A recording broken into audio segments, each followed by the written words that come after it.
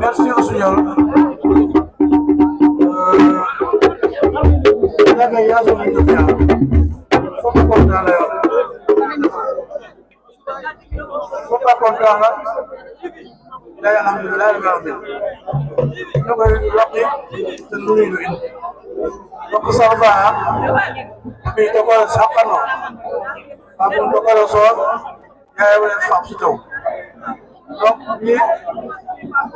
Bila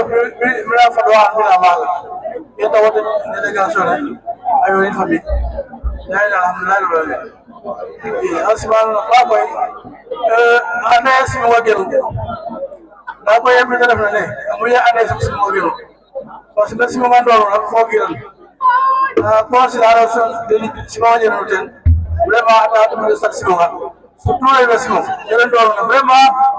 ko ya fa fa maga ya ko ya smale wo so fop asimas mo ngoy fop passer lempoy agid maren asima wo ci jall pour délégation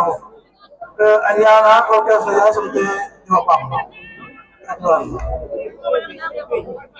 rewe mama la ye wa ngay jengi di ben relation wa ngay jengi mu tegel do rek ade ka yokla dira nga fe way atan de may de new alhamdulillah ani ngay kaamna bo ko amaten ko amaten wa digal guru of manam ko 5000 francs lu ka ci wala guru fadle ko fadle 5000 francs ma fa ko 5000 francs ka yo kay bo mitrama kete lay ne doon bañu rewe ala fa 80000 manam fukki junne ak juroom ben akay fa koy akay fa mal parce que awa asani ana def 80 millions asani ana def 80 millions na jamono fe dan la tul to ite ke may sa su ke may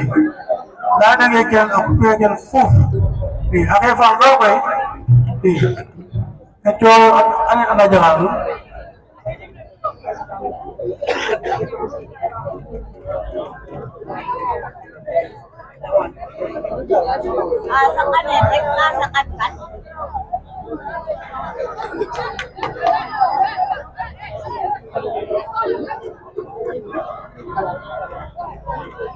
Is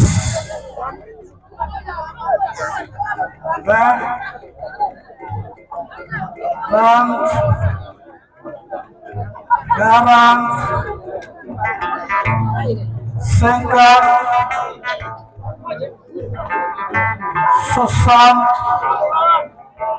70 80 Yo ahora soy actuellement 80 minutes yoo fi nekk vraiment ñu ngi lay ñaanal.